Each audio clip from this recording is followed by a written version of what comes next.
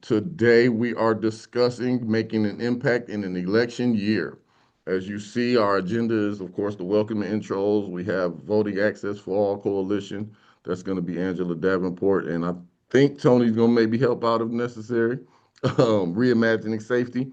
They're going to be discussing mobilizing around transformative justice. That's Tori Price. And then our own Chuck Warpahoski.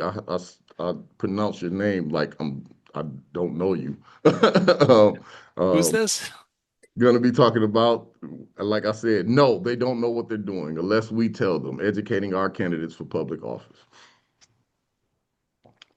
As we move forward, we have some community agreements. I'm sure the most of you guys have heard these agreements, but I just want to kind of highlight a couple of them. Respect is the number one, is the most important thing. We are here to collaborate, so bring your authentic voice, be open-minded and respectful of others' opinions and perspectives. Step up, step back, meaning, one speaker at a time. Respect the people that are not necessarily big speakers and vice versa. But most importantly, in bold letters, this is a space to talk about how we influence candidates and the public narrative, not to support or oppose candidates or parties for public office. That's an important one because we do not want to get ourselves in any trouble in this space.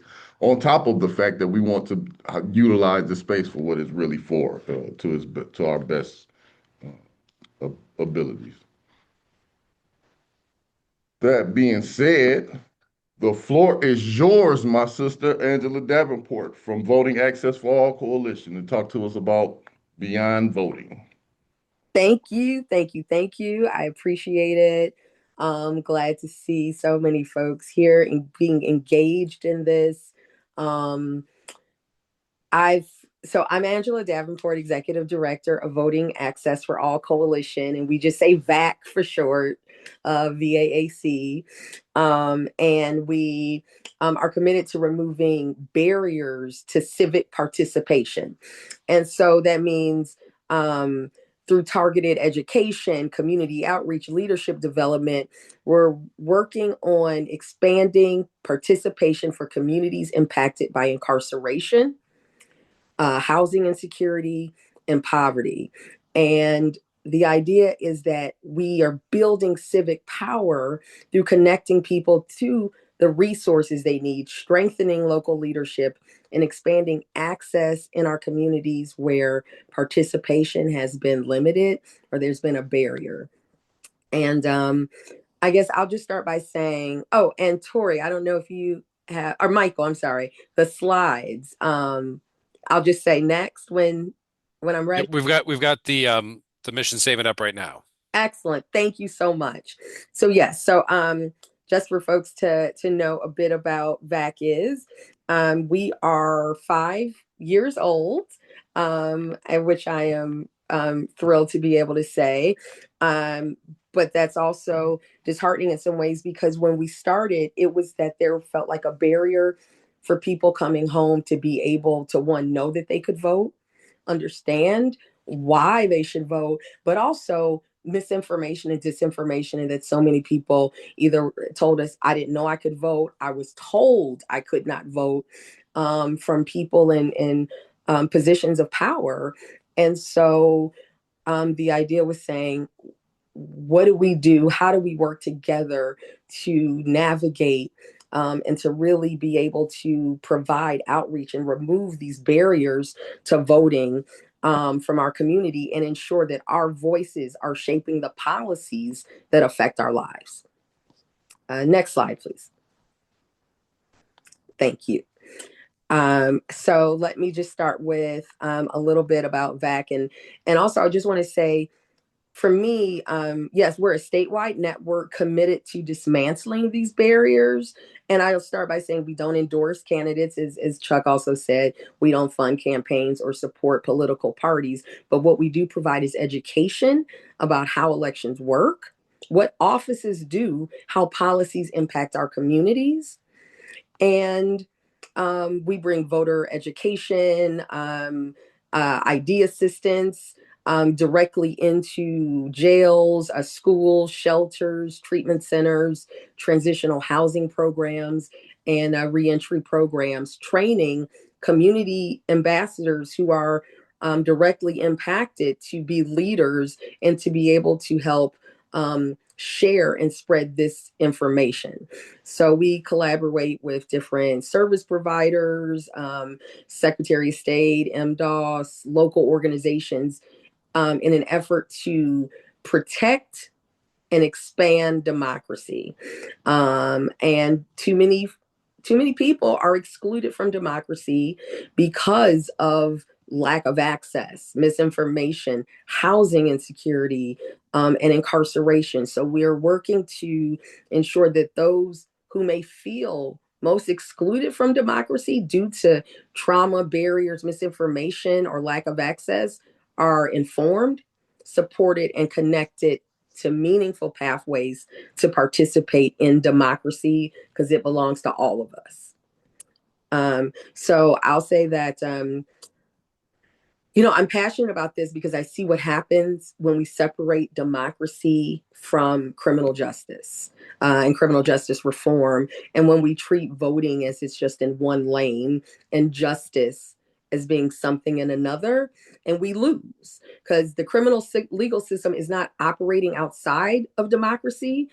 In many ways, it's been built inside of it. When you think about policing authorized through legislation, sentencing laws written by elected officials, corrections budget being approved, parole boards appointed by elected officials, prosecutors get elected, judges are elected. So when we talk about fighting for justice, without being in the democracy space, it's like we're fighting with one hand tied behind our back. So my belief is that we cannot demand justice from a system when we're not part of shaping it.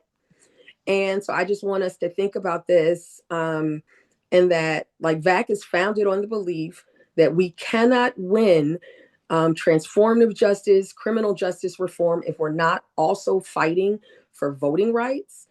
That means we're able to demand all types of justice, environmental justice. We're able to protect our families. We're able to demand reproductive justice, educational justice. This is part of that same fight so that we're able to be instrumental in making these decisions and not left outside. These are not two separate fights. So the idea is being able that we're working together to expand this ecosystem, not having housing advocates one room and, environmental justice groups in another.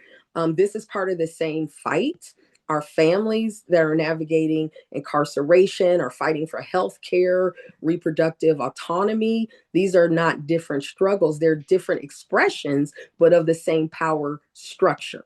And all of that is connected and shaped by policies and those who are elected, who determine and control our budgets, write the laws, and enforce and interpret the laws. So for us, it's understanding that system does not pause when we sit out. So when we say we're working to build civic power, that means understanding who's making these decisions, who's organizing around these decisions year round, and really taking stock about how do we build voting and accountability into our daily lives instead of just saying elections happen once every 4 years. So that is part of what I'm talking about during my segment.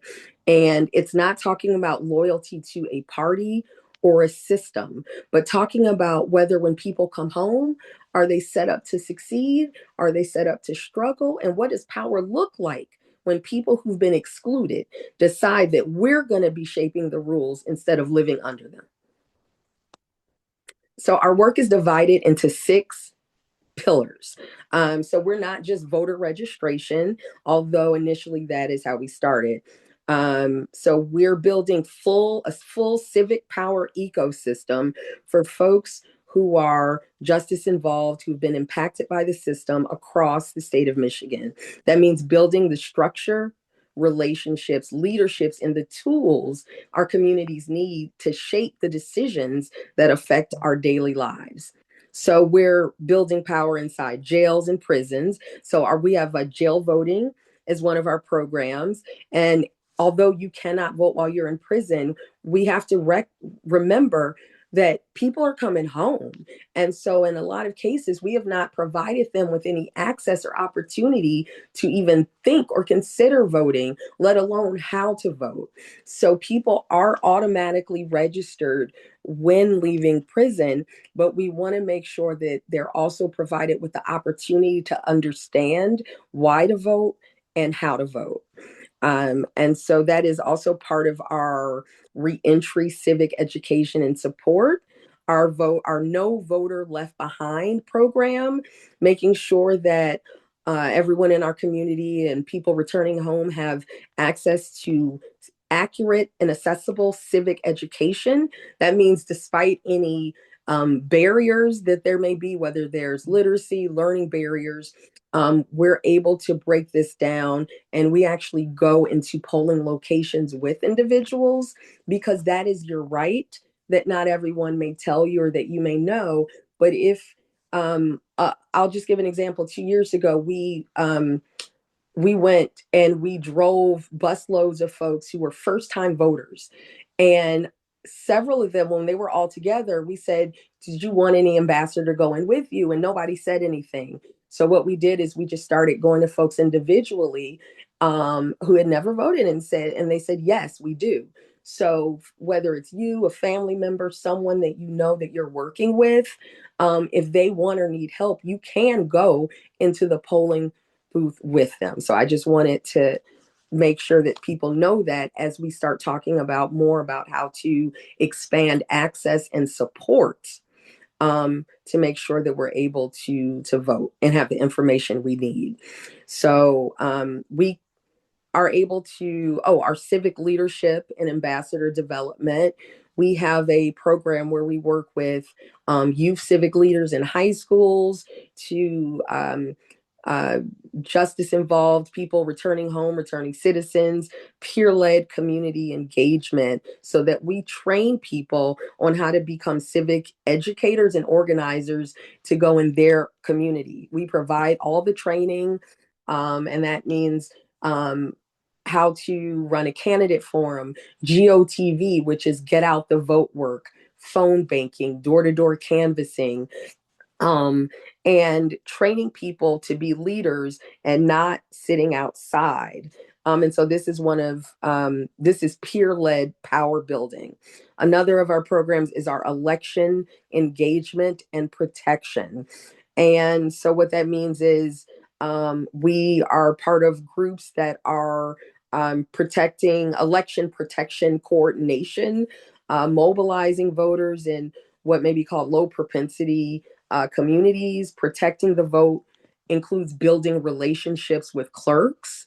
A lot of times when we go into a jail, there may be a barrier where if the jail will not let us or a community organization in, they'll let the clerk in. And so we may not always navigate that together, but building a relationship with your clerk, knowing who the clerk is, so that way they can also in some cases deputize you if that's something to go into the jail, which is something that we're actually talking to clerks about now, so that we can help take absentee ballots. And then policy and systems change, which is the work. Some of that work is ending prison gerrymandering, um, working to support legislation like SB 603, so that there's actual legislation saying that voter education materials are provided when people are leaving prison, in addition to them already being registered. So we work to shape policy, engage lawmakers, and build accountability mechanisms and tools, and are able to track legislation that impacts our community. And then last is our narrative change and storytelling, making sure that power is narrative also, right? And so if we're not shaping the story, then stories are shaped by fear, right? They may be shaped by untruths and misinformation. So we also build story power alongside voting power. Next slide, please.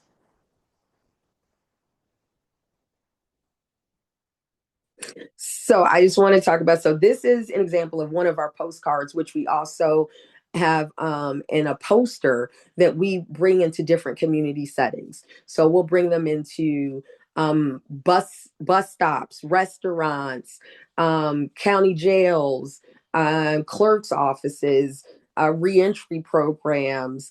There's a lot of situations where, we'll have folks that are just going out providing these postcards and posters to local business owners because we want to bring and build the business community also into democracy and criminal justice reform. We all have to work together to win. And it's just important to me that we're not a separate system to build real long-term power. And so that's what that is example of. And it's also our myth buster. There's so many myths, right? So I don't want to assume that everyone here knows that it's a constitutional right that you can vote if you're not serving a sentence. But I do want people to know that, there's so many people who thought they couldn't vote or they had to pay fines and fees or had to finish probation, right? In Michigan, none of those things are true. And so I just want to break it down a little bit. In some cases, it may be a myth. It is a myth, or people have told us, well, hey, if I have a felony record, I can't vote. That is not true at all. In Michigan, you can vote if you're not serving a sentence, if you're on parole, probation, tether, if you owe fines or fees, if you have a past felony. The only time you cannot vote in the state of Michigan is if you are currently serving a sentence. That's the only case. And so, another myth is you have to pay, like I said, fines and fees before I vote. In Michigan, unpaid court fines and fees do not block you from voting. Voting rights are not tied to debt. So you don't have to finish paying restitution to register or vote. And owing money does not take your voting rights away. Supervision does not cancel your right to vote. You do not lose your rights forever in Michigan. Your voting rights are automatically restored as soon as you are done serving your sentence. There's no extra paperwork, no waiting period. Your right to vote comes back, is automatically restored. And voting legally does not put you at risk. Some people will say, like, well, I see what's happening in other states. Documentary proof of citizenship. If I register, can I get in trouble? Registering to vote does not violate your parole or probation. So what puts people at risk a lot of times is misinformation. So I just want to say this is a reason why voter education matters. Next slide, please. And yeah, thank you. So this was some of the myths that I just went through. Common myths busted. So next slide. Okay, so a little bit about what we are doing in 2026. We do this work year round. We don't take a break because every year there's elections. And more than that, it's the work to be building power. Are you going to city council meetings, school board meetings? Do you know who your legislators are, your state rep? Are you going to the right person for that issue? Are you trying to reach the governor when maybe you need to reach your city council? And so we're focused on building civic power and expanding voter education so that we do know who we need to reach for that accurate information, making sure people know what offices do what policies are being proposed, how do I register, how do I vote, how are my rights protected. Some people may have heard about the SAVE Act passing the House. It still has to pass the Senate, which is almost nil that will happen. But we've seen responses and emails coming in where people are concerned about losing, are they going to be able to vote? And so that's part of what we do. We monitor misinformation to provide clear information about eligibility, as well as partnering with election protection networks. And so our role, I would say, is education and protection. Another thing we're doing, we are fighting voter suppression, as I just mentioned, and that could also look like intimidation or disinformation, administrative barriers that may disproportionately impact our community, like documentary proof of citizenship. And all that is it's saying that it would require people to show a document like a passport or birth certificate to register or remain registered. And you'll start hearing more about this, as you know, we're dealing with, on the federal version is the SAVE Act. And so this is one of the things we're really committed to making sure we're fighting against. And voter suppression, it's not always a law. It looks like red tape. And so that is absolutely voter suppression. We're also working around um, making sure that people get information about different types of voting, early voting versus absentee voting, policies that won't limit early voting but help to expand it, like Prop 2 did a few years ago. And so we want to make sure that we are able to expand getting absentee ballots to everyone in every community, and also knowing how to get on the permanent absentee ballot list. And then also we monitor intimidation and surveillance at polling places and disinformation campaigns like wrong election date, false eligibility. In Detroit, 2 years ago, there was a text message that came through telling people to go to a different polling location. We monitor all of that, to make sure that we're providing the most accurate information as possible, and then working with networks so they're also putting out this information. So let me just say that's, oh, next slide, please. So what's really one of our focuses is how are we reaching our community and how are we talking to folks about this work, and what does that look like when we engage people? So mobilizing folks to register and turn out voters in their community. And that what that looks like is getting small networks connected across the state and building those relationships. We have Friday VAAC meetings where we have communities come from all over the state, and join a virtual call. So one, we can share information. We can find out where support needed so that we can mobilize, engage, and build together, and building that long-term civic education. We have a internship program with high school students because building that pathway of development between the younger generation, and our generation and older generation, it's really important to make sure that a lot of these myths, and um, these narratives around incarceration, that they're able to be broken.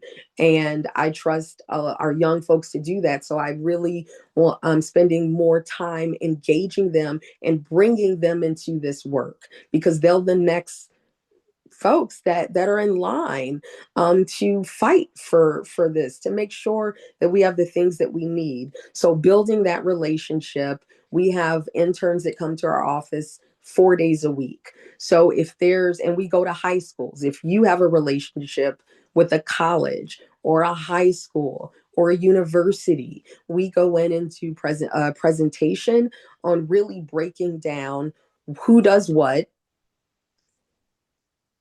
office does what, and how government works, how to find out information on your ballot, how to create a voting plan, because power starts with understanding.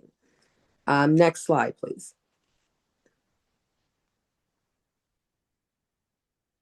You know what? Let me skip to, yes, this slide. Thank you. So I really want to get to what is on the line in 2026. And if I'm repeating things that folks already know, I apologize. I just want to make sure we all recognize that in 2026, we're going to be choosing governor, attorney general, secretary of state, the entire Michigan House and Senate. We'll also be choosing Michigan Supreme Court justices. Some communities will have races, local judicial races, and so making sure that we all like know what that means and that we're prepared to be able to talk about it and know who does what. So let me go to talk about, sorry, just bear with me. Okay, so here we go. So the governor signs or vetoes laws, influences budgets for prisons, right? They can appoint key leaders like the director of the MDOC. A lot of times we're not connecting that dot. And then we're saying, well, we're not happy with, Heidi Washington. This is the time now when there's candidate forums, when there's different meet and greets to formulate your questions and work with groups that are doing that work and really being able to see, okay, this is the time to ask my question and make sure that I'm able to hold them accountable if they don't do the things they said that they were going to do. So the Michigan House and Senate, as I mentioned, drafting and passing laws that govern sentencing, probation, parole eligibility, reentry funding. I know the budget came out, I believe it was yesterday at 1 o'clock or around 1. And so making sure this is the time to see, well, what's in the budget and are there changes from the year before that impact reentry, that impact our community? Again, this is the time to look at these points to say, this is what I need my elected official to do before I determine if I'm going to give them my vote. A vote should be something that is earned. And so let me just say that we have key dates. If you can go to the next slide, Michael. Yes, August 4th, statewide primary. I am out of time, so I'm not able to go into the difference between the primary and the general, but we will be talking about that. We do have a meeting about the convention. We'll talk about the primary and the general, and so there'll be more information about that coming up. Thank you, Angela. I'm glad, Chuck, you did continue to show those update slides as well so that people got a chance to see those. Um, you can't ask for justice from a system that you're not part of shaping. Angela, those were really powerful words. Mobilize, engage, and build. Again, things that I will be carrying with me, and I appreciate your breakdown of that. Up next is my guy, Tory Price from Reimagining Safety. He will be talking about mobilizing around transformative justice. And before he gets into that, what I forgot to tell you guys before Angela started was that you will have an opportunity for discussion, question, Q&A. So if you have a question, put it in the chat just so that you don't forget it. And I will raise it back up when I see it at the time, or write it down, save it for opportunity to speak. The floor is yours, my brother. Thank you, Michael. First of all, I just want to say my name is Tory Price, the program coordinator for Reimagining Safety. I just want to thank MI-CEMI, Mike, and Chuck for having this opportunity to be here tonight. Angela, a great job on giving us the information that we need for what's happening with elections and busting those myths. So when I'm going through this introduction, you're going to hear words like abolition and transformative justice. No worries. I'm going to get back to those terms. It's so important to be able to talk about them and to distinguish what they're about. So as we talk about Reimagining Safety is a collective of organizations that demonstrate commitments to advancing a vision of liberation from carceral punishment-based systems in Michigan. Our mission, we want to advance statewide vision and practices of transformation across Michigan. From the community to systemic level, we advocate for divestment from systems and cultures of punishment, prisons and policing, and investment in work rooted in love and care. A little bit about us. We are community organizers, advocates, nonprofit workers who work toward change within and outside the system. I know some of you may just be hearing about us, but actually, since the fall of 2023, we have convened with passion and energy as a unique space for cross-state collaboration with this focus. Our work spans across the state with a focus in Lower and Southeast Michigan. Our organizations engage in liberatory abolitionist work through alternatives to police, harm reduction, freedom work, legal services, somatic body-based healing, anti-war movements, housing injustice, and advocacy. We deeply believe and take strategic action towards abolition becoming the fabric of our collective work in Michigan. We know this will take time, resources, collective organizing, steadfast learning. We are committed to this long-term transition in culture and power.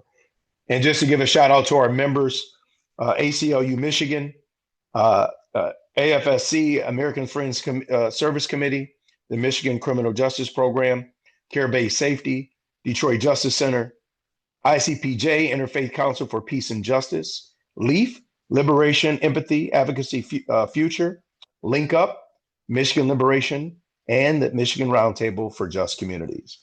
And just like I talked about, we all know that all the organizations and folks that are connected to MI-CEMI are not abolitionists, and that's okay.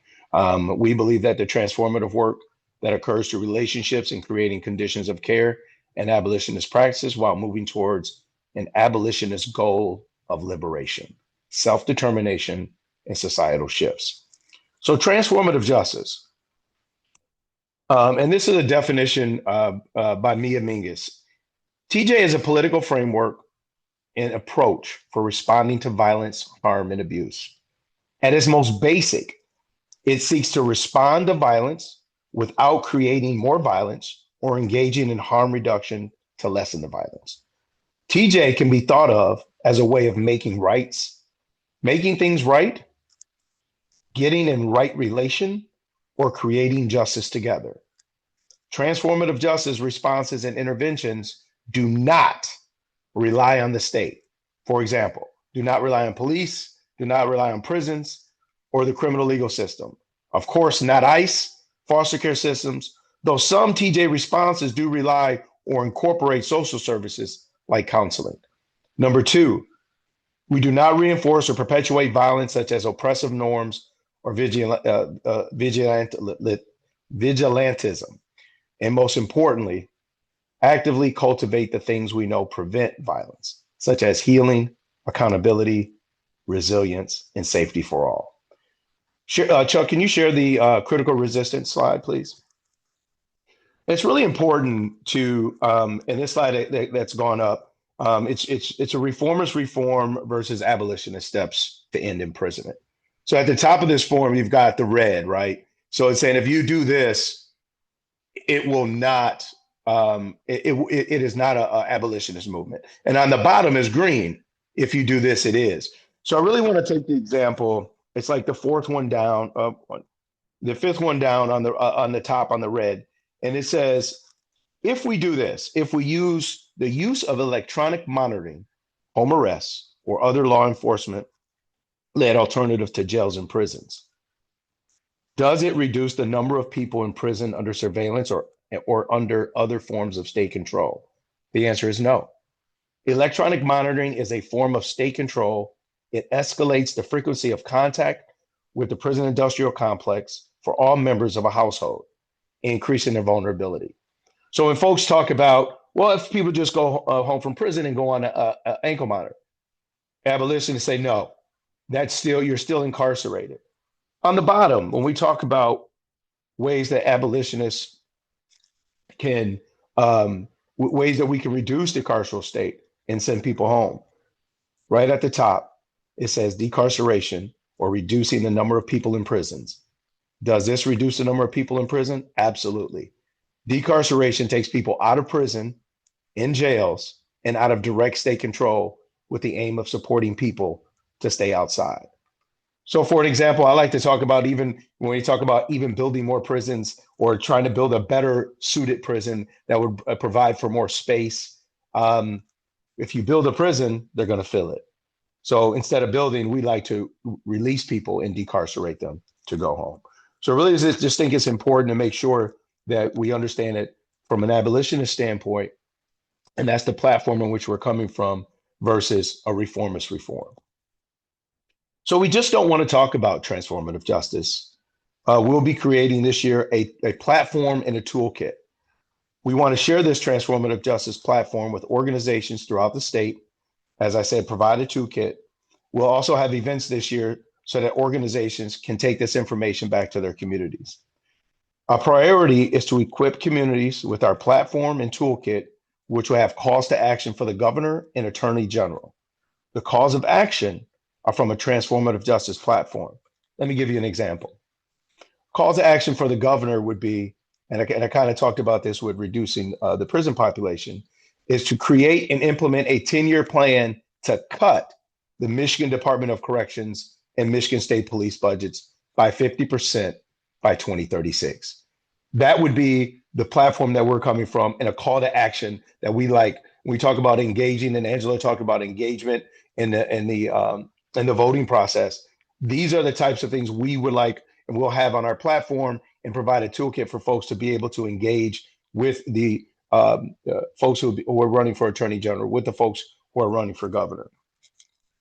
And since this is a priority, we will equip organizations and communities and people throughout the state through a series. We'll have a series of train-the-trainer events across the state starting this spring. So stay tuned for the launch of the platform and our website in March, along with a way to endorse the platform and be a part of our train-the-trainer events. So as Chuck has up the Reimagining Public Safety website, so our work in 2026, I talked about launching a platform for statewide liberatory abolitionist priorities. We're going to equip communities because we just don't want this to be a space where we talk. We want to be a space of action.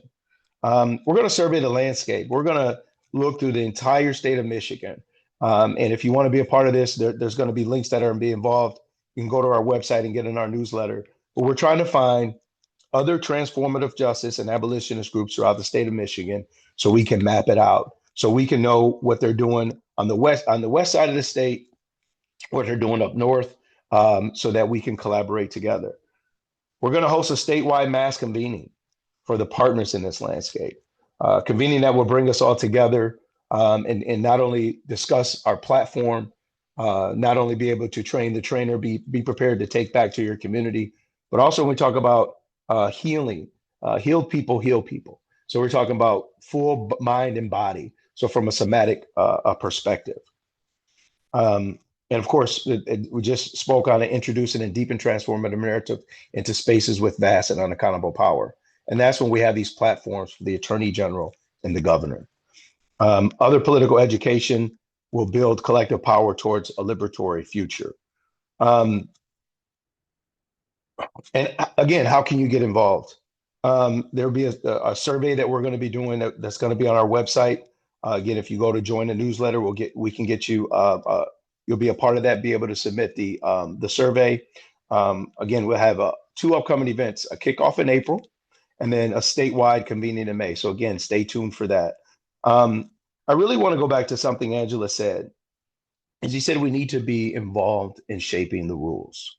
With local and the statewide midterm elections this year, it's so important to educate and equip people and organizations with tools to advocate for divestment in the carceral state and to invest in harm reduction that is rooted in love and care.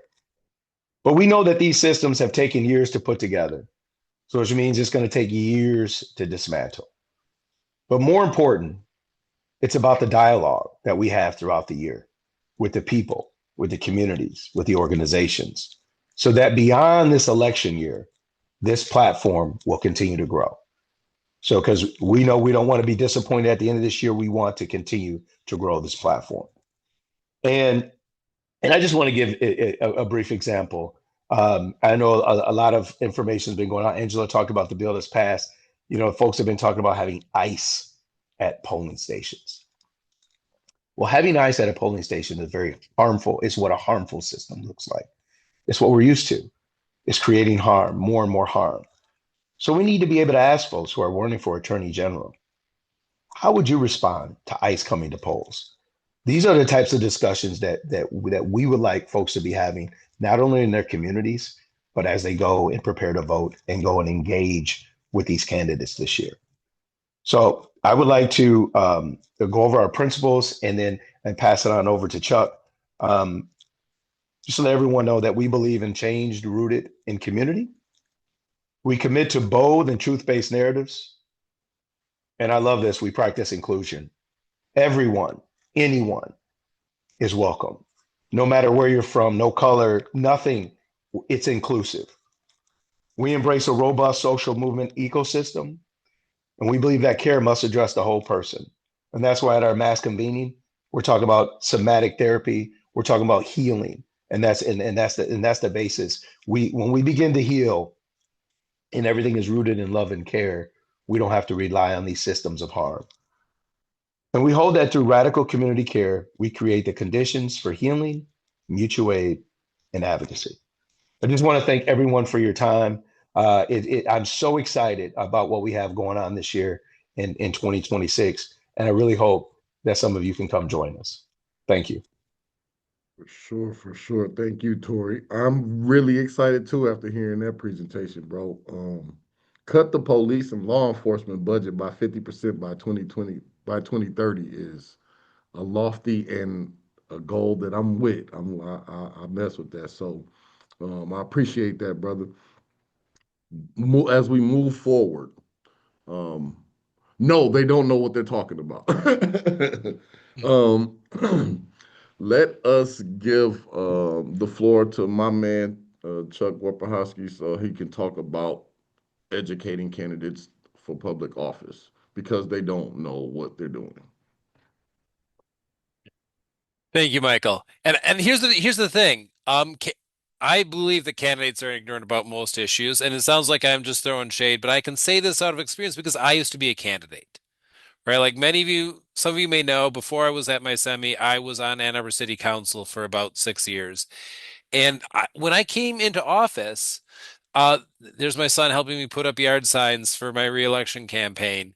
When I came into office, there were some things that I knew about, right? There were some things that I knew I cared about. I cared about affordable housing. I cared about making sure that our streets were safe for everybody, whether they were driving, cycling, walking, using a wheelchair. And I cared about environmental protections. But you get into me on like how our pension budget was structured. I was ignorant. You talk to me about stormwater retention. I was ignorant. I was ignorant about most of the things that came before me as a city council member before I sat in that seat. And but the good thing is we can learn. So when I was running for my first seat, there was somebody, I'm not going to mention his names here because we're going to be recording this and putting them on the internet, but there was one guy who bent my ear off about stormwater. He was emphatic. He had started his own nonprofit just for one little creek that's mostly underground and encased in cement in Ann Arbor. And I talked to him and he talked my ear off for an hour about pervious pavement and all this other stuff. And I will tell you, at the end of the hour, I knew I'd lost his vote. Like he was sort of like one of the like, I don't want any more housing in Ann Arbor kind of guys. And I'm like, okay, I want more neighbors here. So I knew I lost his vote. And he did not get me all the way to where he was on the stormwater issue. But he did educate me. And so in other things that I could get behind, like stronger requirements for developers when they're building in Ann Arbor, or putting rain gardens in when we're doing street repaving so that we don't flood our neighborhoods, but we infiltrate the water in the streets. I was able to get on board with that because he spent that time to educate me. Now, again, he was kind of aggressive, kind of combative in terms of how he talked. And I couldn't get a word in edgewise. So it was not the most pleasant experience getting educated by him. But there was another guy, and I will name his name, Bob Gallardi, who was part of the Allen Creek Greenway Association, who had this vision of a trail connecting North and South Ann Arbor along the railroad tracks. Uh, I came in skeptical, right? Like if you're trying to peg me before the election, where's Chuck on the Allen Creek Greenway? I was probably not somebody whose vote you'd count on. But Bob came, he helped address my concerns. He talked me through his vision and how it fit and how it wouldn't impede my goals of making sure we had more housing to address the housing shortage we have, how we could do it, how it'd be good for everybody. He endorsed my campaign. He worked with me, and I ended up becoming a champion because of that early education that Bob did. And I think he was more effective because he took that supportive approach. So, like Michael said at the beginning, like I do think that candidates are ignorant, that they don't know, that we don't know what we're doing on most issues. And when we talk about criminal justice, it's especially true. Most elected officials don't know the difference between jail and prison. They don't know the difference between probation and parole. They don't know that bail is different from a fine, that bail's before you've even been convicted and a fine's after you've either taken your plea or been found guilty. Most elected officials don't know this. You all know this because you care about these issues. And that means you have a resource, you have information that can be helpful to candidates for elected office to do their job better. And so while candidates are out doing on the campaign trail, there is an opportunity.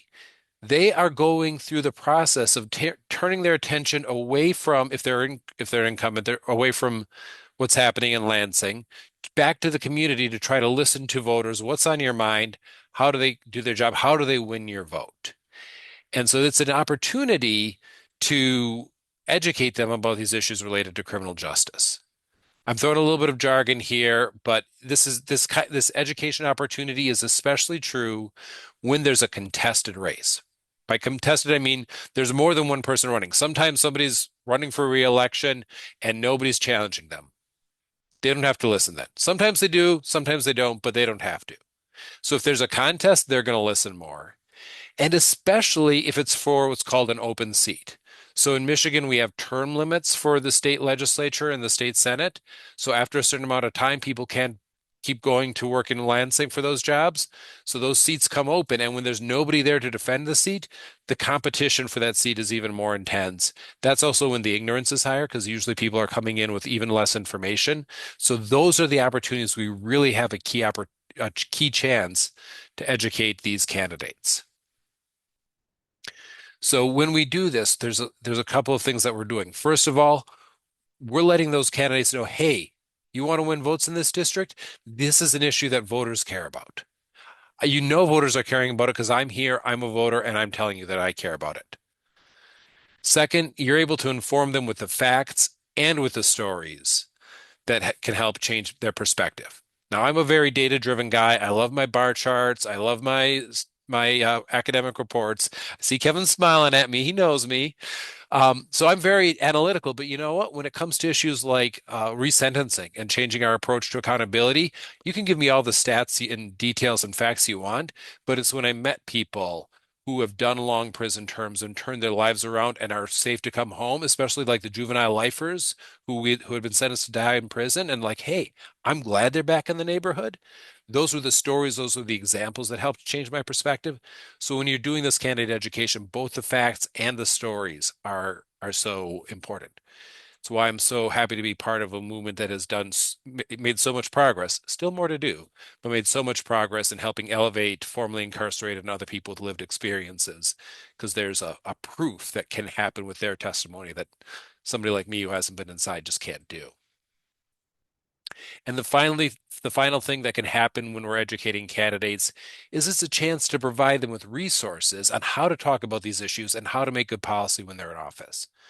So, for example, the tough on crime playbook, like people know that script. If you're a candidate and you're trying to figure out what do I say on crime, you know how to talk about it from a tough on crime uh, narrative. Because for most of us, it's been what we've been hearing since we were in the crib, right? Like since we were babies, we've been hearing tough on crime stuff. But if we want to talk about smart on safety, some of that transformative justice that Tori was talking about, that's new. Candidates don't know how to talk about that yet. You have an opportunity to help them to say, hey, there's a smarter approach to how we can keep our communities safe. And if we lock up people for excessive sentences, if we create desperation by so that when somebody's in jail, they can't afford bail, they lose their job, they lose their house, that this is making us less safe. If you can give them that tool, it'll help them do the right thing when they're in office and on the campaign trail. I want to say none of this is a guarantee. Right? Like none of this is a guarantee it's going to happen, but I will guarantee you that if we are not engaging, I can guarantee you it won't happen. So I've got no promises of yes, but I got a sure enough promise of no. So that's why in 2026, one of the things that Michigan Collaborative End Mass Incarceration is working on is this kind of candidate education plan. And we're talking to you tonight because we're going to need your help with it. The first thing we're going to do is we're going to identify what are the open seats that are being contested. Angela mentioned briefly there's an August primary. The way this works in Michigan is we've got in November is the main election. Whoever's the Democratic leader and the Republican leader and any third party or independent candidates, they duke it out in November. But who gets to be the Democrat? Who gets the Republican? That's decided in August. That means we have two opportunities for most of these races to shape who, to educate and to inform the candidates. If there's more than one Democrat or more than one Republican running, we have to get to them before that August primary, right? That's when they're going to be really trying to figure out how they position themselves. And then after the Democrat, Republican, and any third party or independents that are going to be duking it out in November, then we've got another chance to get in front of them before that November general election. So we're working on identifying what are those key races, what are the contested ones, who do we need to get to by August, who do we have till November to get to. The second thing we're going to do is that we're working on is building a candidate education presentation. For you all, this is going to be like going back to kindergarten. Like, you know, the problems with mass incarceration. You know how long prison sentences don't keep us safe. You know how making it harder for people when they come home from prison or jail doesn't improve our lives. It just makes everything worse, not just for the person who's coming home, but for the whole community. You know this. Again, most candidates are ignorant. We've got to tell them. It's going to start at a very high level. It's going to be very basic. We're not going to get into all the details of every possible policy, partly because we don't know what they're going to be facing. We want to make sure they have the fundamentals before they get the details. And then the other thing is, when we offer this, we're going to ask for an hour. Some of them are going to give us an hour, some of them are going to give us 15 minutes, and some of them aren't going to return our calls. If they're only giving us 15 minutes, we need to be able to hit that 15 minutes hard to make sure they get the key details, the key information they need to walk away with the right lesson from that. And that presentation is not just going to talk about the issues, it's also going to give them resources on how to talk as candidates about these issues. One of our partners, Vera Institute for Justice, has done amazing polling to craft smart on safety messaging that both helps support better policy, but they also have the data to show this is messaging that works with voters. So that's part of what we're trying to do there. Yep, and Tony's clarifying it's the Vera action. It's a part of their effort there. And this is where we're going to need help. So we're going to need to recruit partners from across the state who are in these contested races to help with this candidate education. So one of the things I learned when I was running for public office is it takes an incredible amount of time. There's very little time left in the day when you're done.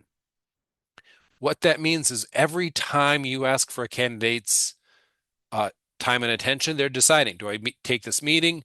Do I knock on more doors? Do I fill out this candidate question? Do I call donors? There's a trade-off that they have to make. And if you're calling and you're one of those voters, and maybe you're calling with a group of other voters and you're saying, hey, we want to meet with you as voters in your district, they're going to take that call before they take a call from where it's like, hey, my name's Chuck Warpahusky. I'm from a special interest group halfway across the state. I'm not worth their time. You are. And so your involvement is going to be really important. So we're recruiting those folks from across the state. And then the last thing, you've been hearing a number of us talk about 501c3 rules, nonprofit. We're not supporting or opposing candidates for public offices. MI-CEMI is a nonprofit. That means the government gives us certain benefits. We don't have to pay taxes. If you make a donation to us, I say thank you, and you get to write it off on your taxes. In exchange for these benefits, we have certain rules. One of those rules is we can't support or oppose candidates for public office. That's the legal reason we're going to offer this to everybody who's running. But the other reason is, regardless of somebody's political ideology, there have been Democrats and Republicans who have supported good criminal justice policy. There have been Republicans and Democrats who have supported terrible criminal justice policy. So we're going to try to reach everybody. Few quick notes on this. For MI-CEMI, even though every member of the state house and every member of the state senate is up for re-election, not all of them are contested. For me personally, my rep and senator are incumbents. They're probably not going to be have a real contest either for the general or the primary.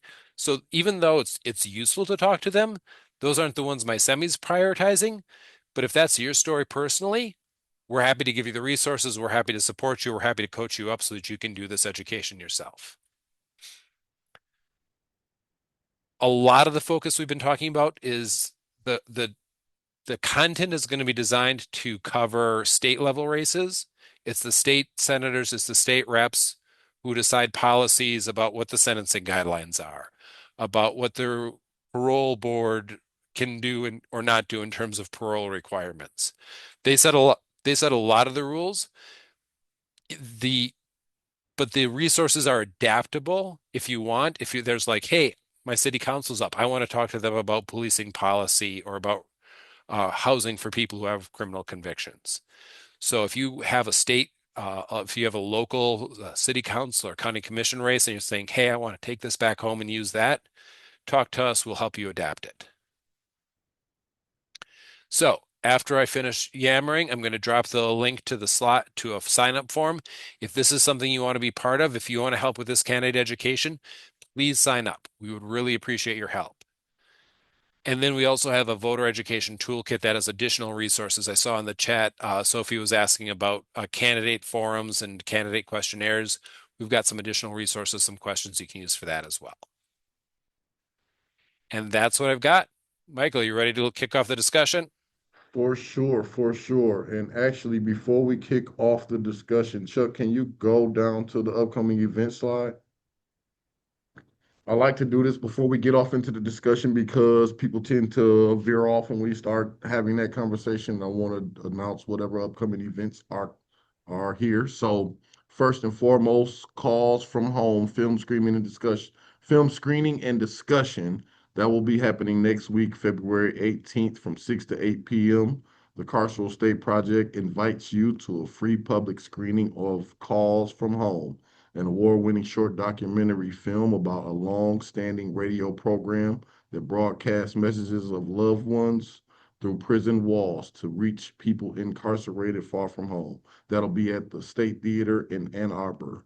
Also, the Prison Programming Providers Table that will be next week after next. The month of February is happening really fast on me. March 3rd at 12 to 1 p.m. That'll be a Zoom call where we will be presenting the Motive program out of here in Detroit, as well as the Prisoner Brain Trust organization that is out of New York State. Um, and lastly, the MI-CEMI comms table that will be happening March 19th, also on Zoom from 12 to 1:30 p.m. Now we can get back to the discussion. I did look through the chat and I saw one question that needed to be asked on this platform. Outside of that, I didn't see any questions in the chat. So hopefully there are some questions from the audience. But first and foremost, Sophie had a question. Sophie Ordaway, U of M, had a question. She says, I'm curious if anyone is planning on interviewing or surveying candidates, governor, senator, or any others, about specific criminal legal issues, and then putting together a candidate guide to keep the public informed on where they all stand. Good question, Sophie. Anybody? So we're not going to be doing particular interviews, but our toolkit is going to provide position analysis, some civic education on what the AG, the governor, sort of what Angela talked about on all the different positions, what they do. There'll be a question bank for each position, evaluations, we'll be able to do some reflective questions. The documentation of people and their responses, if those questions get asked, as we go throughout the state and connect with other organizations. So if someone's able to ask those questions, we'll be able to have that in the toolkit with some responses. And then again, we'll have a map. The toolkit will provide a map of the different organizations throughout the state, as well as a mapping of what the AG does, the type of questions you should be asking, again, from a transformative justice standpoint, and then what their answers are. So we won't be doing a one-on-one, but we'll definitely have a toolkit to provide for individuals and organizations to assist them. Yeah. And we'll be doing candidate forums. We did 8 last year. We'll be doing them again this year. And also we have a candidate questionnaire, community questionnaire, where we have questions that we've created, and we're working on some in partnership with some other groups and partners, sending those to certain candidates, AG, Secretary of State. A lot of people sleep on how important and vital Secretary of State is, and I ask you not to do that. It's very important, especially as we're hearing more talk about data centers and just information and threats against voting rights. AG, Secretary of State, Michigan Supreme Court, and the U.S. Senate we're also looking at. Gotcha. Thank you for that. Chuck, did you have anything you want to add, or no? We good? So, MI-CEMI is not planning on putting together one of our own, but that resource that I shared that we put together in 2022 on voter education toolkit has sample questions that you can do if you're organizing in your own community. You want to organize a town hall, or you want to put together a candidate forum, a candidate questionnaire of your own. We've got some sample questions related to criminal justice issues that are a great start. So you don't have to start from a blank sheet of paper. There are amazing resources, and both Reimagining Safety and VAAC have some additional great resources. So if you want to do this and you're like, hey, there's a gap here, reach out to the folks on this call. We will help you out. We will cheerlead you, and we will support you all the way. And I'll just say we love to partner with folks. That's why we're a coalition. We believe partnership is important. So if there's groups that you're involved in, and you want to be a part of a candidate forum or have a question for a forum, that's something we welcome as well. For sure. I have a question for any of the formerly incarcerated individuals who may see this or may be on the meeting. And I guess it would be a question for you, Angela.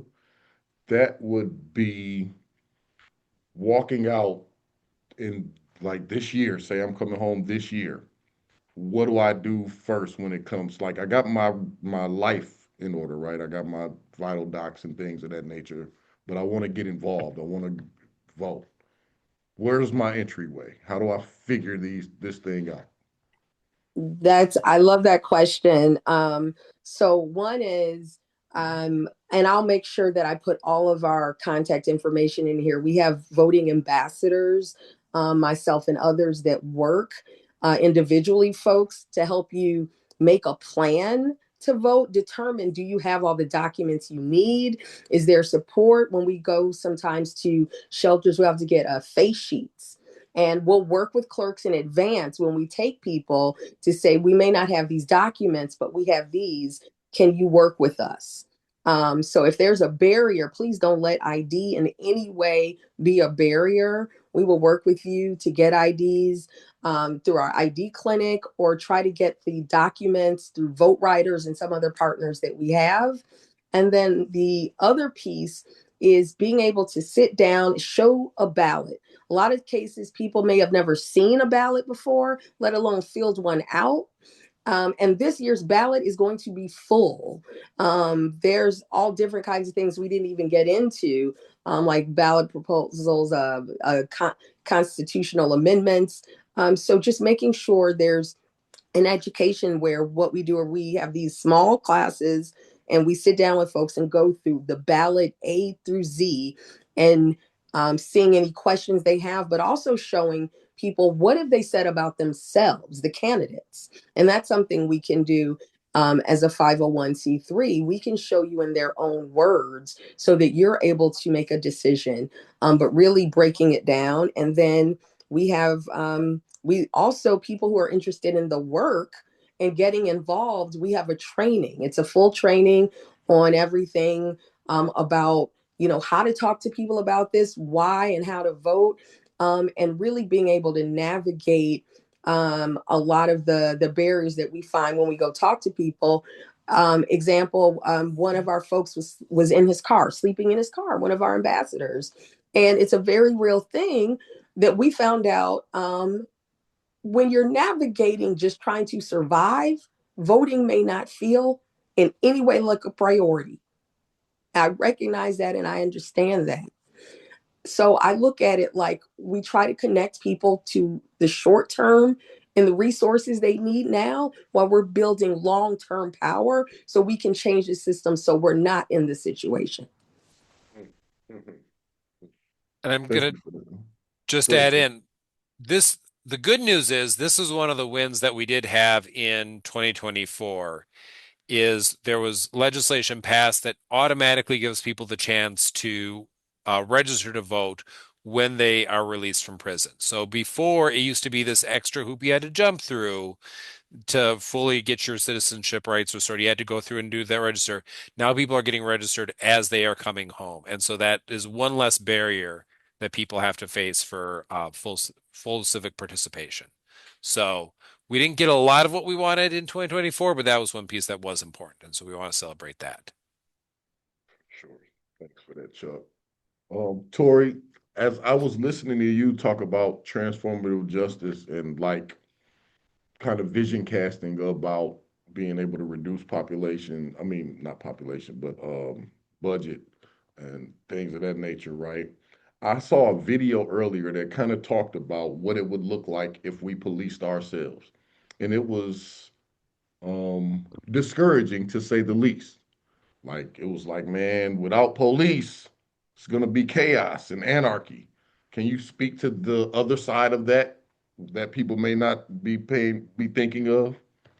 Man, I always love these discussions. I also TA up at the University of Michigan in a class called Decarceration Activism, and we always get into these discussions about, oh man, abolition means there's no prisons or police tomorrow, and that's just not the case, right? So when we look at what it really means to transform the justice and to be abolitionists, it is we start by decarceration, right? So we start by getting folks out of prison, back into home settings where, again, as Chuck talked about, safety is about coming home at a good time, right? Coming home when you still got family support, coming home after 10 years versus 20 when people are there to support and help you, and that you have pieces in the community to be uplifted.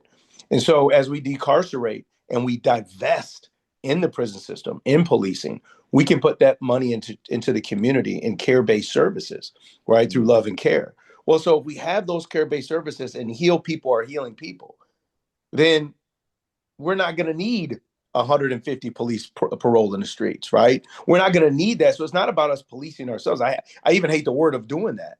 It's us taking care of one another, and that's Mm, really the vision. The vision is, you know, we always look at, oh, what did somebody do? Look at what did that person do, but what happened to that person? So we start to really look into what happened to individuals and start to heal them.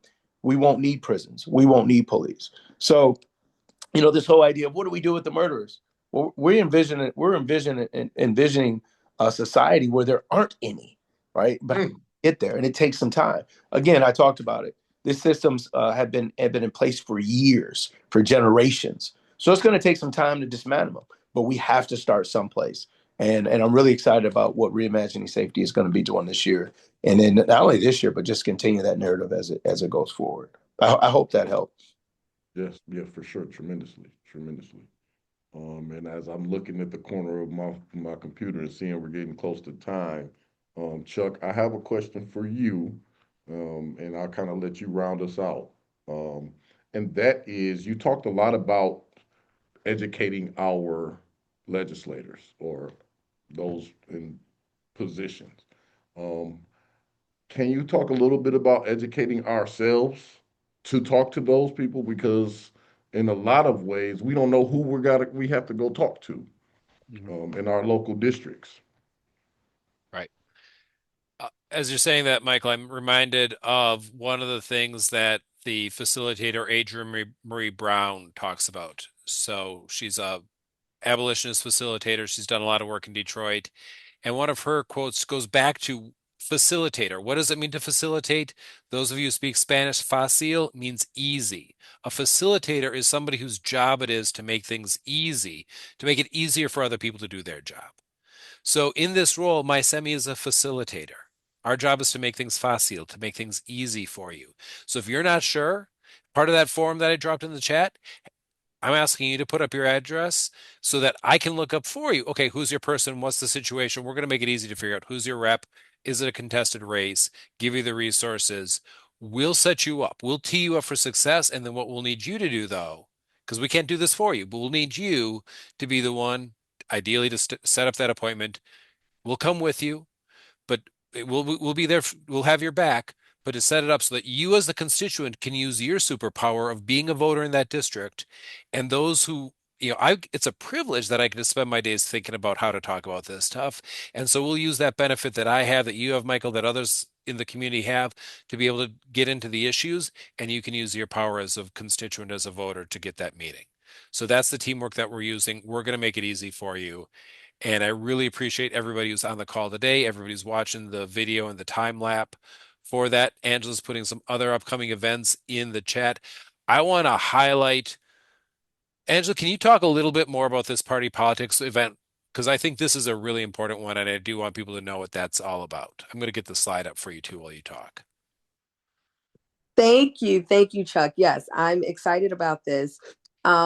Based on it's party politics, where we'll be examining conventions. This is nonpartisan, so we'll be looking and examining what the different party conventions are that are upcoming in Michigan.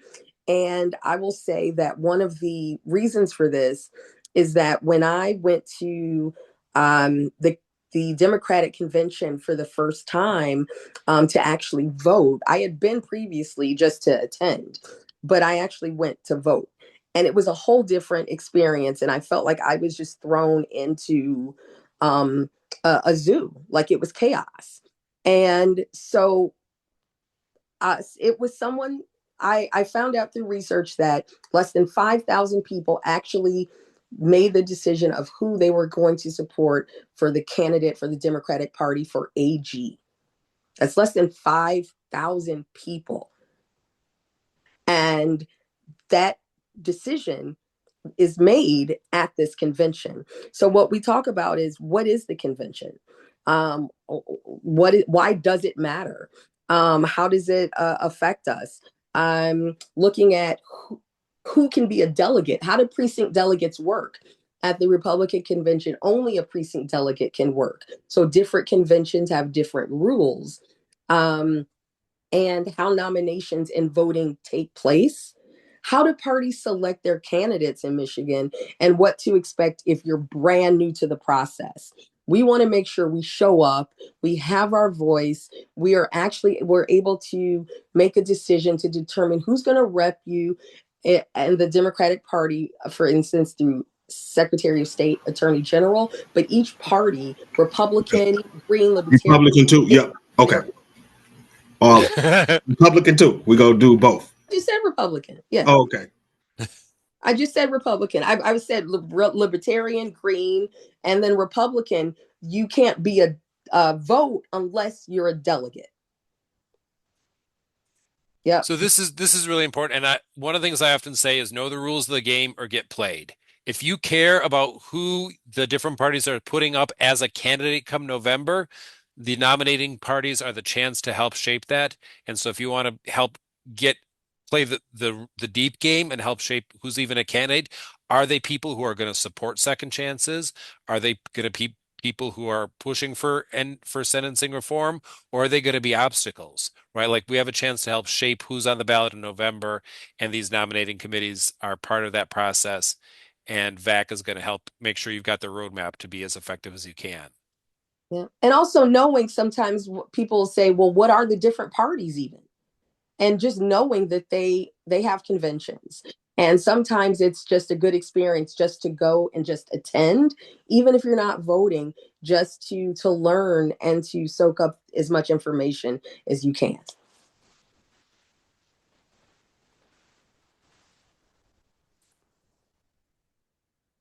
Well, I know it takes a special kind of person to spend a Thursday night in February thinking about elections that are going to be happening in August and November.